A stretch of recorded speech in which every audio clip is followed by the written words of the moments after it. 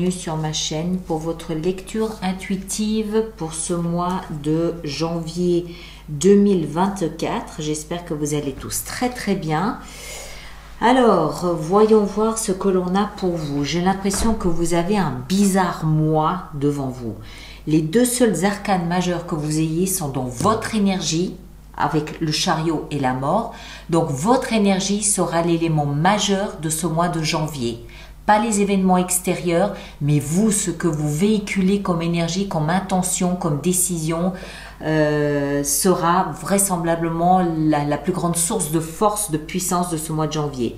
Sinon, coupe, denier, bâton. Ah non, il y a l'étoile aussi dans votre vie sentimentale. Arcane majeur aussi. Bâton, épée, bâton. Ok, il y a pas mal de bâtons. Bien, alors, l'énergie qui vous influence de l'extérieur ce mois-ci, c'est la force. La force, c'est une énergie qui vous invite à ne pas avoir peur de la peur, mais au contraire, à vous en approcher sur la pointe des pieds pour la dompter et pour au final en faire une alliée et non pas une ennemie. La peur peut être instructive, elle peut être éducative, elle peut être formatrice, elle peut vous donner des éléments, des indices nécessaires à faire évoluer votre vie dans le sens où il faudrait. Donc, ça veut dire qu'il faut rester attentif à la peur, l'écouter, mais ne jamais succomber à la peur. C'est le message de la vie, c'est le message de l'extérieur. Au final, vous rugissez comme un lion, et vous êtes ami avec cette peur, vous savez la reconnaître, vous savez la dompter, vous savez quoi en faire. Mais ne pas partir en prenant ses jambes à son cou et ne pas succomber, mais au contraire l'écouter en sachant que on adapte sa vie en fonction de ce qu'on ressent à l'intérieur de soi. Vous, on l'a vu, chariot est mort. Le chariot nous parle d'un départ, d'un déménagement ou d'un grand voyage que vous initiez. Ça peut être réellement un voyage réel que vous faites, mais ça peut aussi être un voyage symbolique où vous allez peut-être explorer d'autres domaines dans votre vie, où vous voyez peut-être les choses différemment une fois que vous aurez établi un équilibre entre le sombre et le lumineux dans votre existence. On revient à cette notion de peur. Une fois que vous arrivez à, comment est-ce que je dois dire ça, à juguler la peur avec ce que ça peut vous apporter, avec le positif que ça peut apporter, là, votre chariot de vie peut se remettre en route. Il se remet tellement en route que vous faites une espèce de reset. La mort ici nous explique que rien ne se transforme, rien ne se perd, tout se transforme, y compris la peur. La peur, c'est quoi? C'est une énergie. C'est une énergie. Charge à vous de faire en sorte qu'elle ne vous détruise pas, qu'elle ne détruise pas vos projets, vos idées, votre créativité, mais au contraire qu'elle vienne l'alimenter. La peur, c'est un guide qui vous dit non, faut pas aller par là, va plutôt par là. D'accord?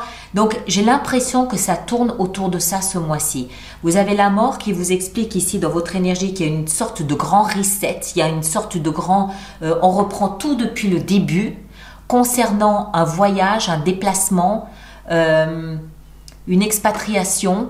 Alors, réellement ou symboliquement, où vous avez peut-être juste envie de vous tester à d'autres domaines professionnels, d'autres domaines sentimentaux, mais c'est un peu avec de l'appréhension que vous approchez de tout ça.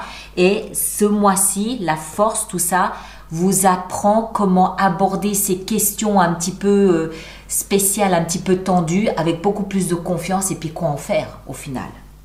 Il y a quelque chose qui tourne autour de ça, on continue. Vous, ce que vous voudriez le plus, c'est le chevalier de coupe, c'est-à-dire apporter une sorte de mea culpa à quelqu'un ou à vous-même. Le chevalier de coupe, il va, avec un plateau d'argent, parler de ses émotions. Il va demander pardon. Je me suis trompé, j'ai fait une erreur, j'ai fait fausse route, j'ai eu peur. Pardon, j'ai pas compris, j'ai pas vu, pardon. D'accord? C'est ça que vous aimeriez le plus. C'est rétablir une forme d'émotion, d'émotivité dans une situation particulière, demander pardon à quelqu'un, rétablir le courant dans une relation, mais peut-être aussi avec vous-même. Vous demandez pardon à vous-même pour n'avoir pas compris, pas su, pas pu rebondir à un moment ou à un autre. D'accord? Ça, c'est j'avance, le cœur ouvert. Ce qui va vous aider, c'est de comprendre quelles sont vos options. 2 de denier, je jongle. Il y a 2 versions, 2 options. Les 2 se valent. Je ne sais pas laquelle choisir. Il y a 2 versions. Celle-là me va, celle-là me va. Qu'est-ce que je fais? Je jongle avec tout ça. Vous devez jongler avec les circonstances. Vous devez jongler avec la situation. Vous devez jongler peut-être avec les versions. À l'extérieur, peut-être comme à l'intérieur. Je ne sais pas. Le défi, c'est le roi de bâton. Alors, ça peut être quelqu'un d'extérieur à vous qui a une certaine forme d'autorité, mais ça peut aussi être vous qui êtes peut-être trop dans l'autorité. Le roi de bâton, alors déjà, il y a le principe masculin, donc avec tout ce que ça inclut, c'est-à-dire le leader, celui qui décide, celui qui tranche, celui qui désigne la direction qu'on va tous prendre. C'est le principe masculin, c'est le principe du roi. Le roi décide pour son peuple, les autres suivent. Le roi de bâton, il a cette particularité d'être très enthousiaste, très dynamique, plein d'idées, plein de créativité, plein de passion. C'est le volcan qui est en ébullition. Mais on est dans le défi, on est dans le challenge. Donc, est-ce que c'est un moi qui devrait être plus calme que ce qu'il n'est? Est-ce que c'est un moi où vous risquez peut-être de vous frotter aux volontés, aux désirs de quelqu'un d'extérieur à vous, peut-être un petit peu trop patriarcal? Est-ce que c'est vous qui êtes un petit peu trop dans l'autorité, trop dans le je suis le patriarche du foyer, c'est moi qui décide et puis vous n'avez qu'à me suivre et puis c'est tout?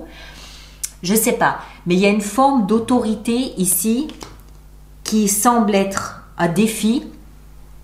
Ou alors, c'est le trop d'énergie. Parce que le roi de bâton, il ne tient pas en place. Il faut qu'il bouge. S'il ne bouge pas, ça ne va pas. Donc, c'est peut-être un trop plein d'énergie qu'il faut peut-être essayer de juguler, essayer de limiter un petit peu pour pouvoir avancer sereinement et tranquillement durant ce mois de janvier. On continue.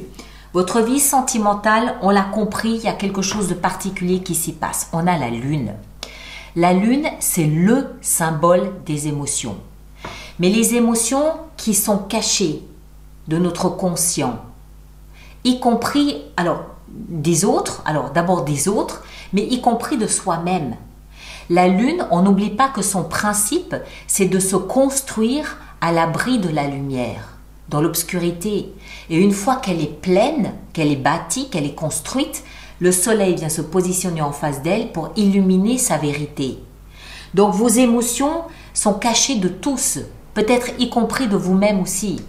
Et tout ça est en train de se former à l'intérieur de vous, en secret, et à un moment donné, on va être confronté à cette vérité, et boum, ça va s'illuminer, ça va s'éclairer, et tout le monde va comprendre quelles sont vos émotions, y compris vous. D'accord? Mais arcane majeur, très fortement tourné vers l'univers des émotions. Qu'est-ce qui s'y passe? Pourquoi? Comment? Est-ce qu'il y a quelque chose qui est en train de changer dans le domaine des émotions? Moi, je pense que c'est connecté ici au chariot et à la mort. Il y a une espèce de reset peut-être de vos émotions, sachant que vous n'avez peut-être plus peur de vos émotions, que vous arrivez peut-être maintenant à y voir plus clair et à équilibrer l'appréhension des émotions que vous ressentez avec ce que vous désirez mettre en place. Je ne sais pas. Je vous laisse seul maître de tout ça. Mais il y a un fil conducteur ici avec les émotions cachées, le besoin de demander pardon ou de faire mea culpa, de faire amende honorable, comme on dit, aussi bien envers quelqu'un qu'envers vous-même. Et ici, dans votre vie sentimentale, ces émotions qui ne sont pas encore complètement définies, dont le contour n'est pas clairement défini, dénoté. On continue. Vie professionnelle, on a la 4 de bâton. 4 de bâton, c'est une énergie stable, posée, sereine, qui nous prépare à une période de calme, de sérénité et d'abondance. Je fête, je célèbre le chemin que j'ai parcouru jusqu'à aujourd'hui dans ma vie professionnelle et je m'attends à une période de calme, de prospérité, de paix. On a enterré la hache de guerre et là on fume le calumet de la paix. D'accord? On s'apprête à accueillir une période d'abondance et de calme surtout, sans conflit, sans dispute, où tout roule. Vie professionnelle et financière. La vie intérieure, on est en train de faire le ménage. J'ai envie de le dire comme ça. L'as d'épée nous prédispose à un nouveau départ où tout est tranchant, coupant, net, limpide, lumineux. L'épée sert à couper. Couper ce qu'il ne faut plus de ce qu'on désire.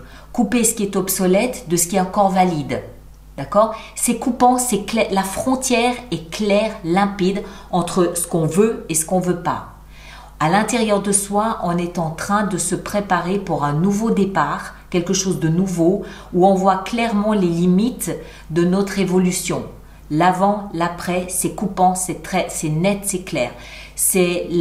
Accessoirement, l'épée nous parle aussi de nos pensées.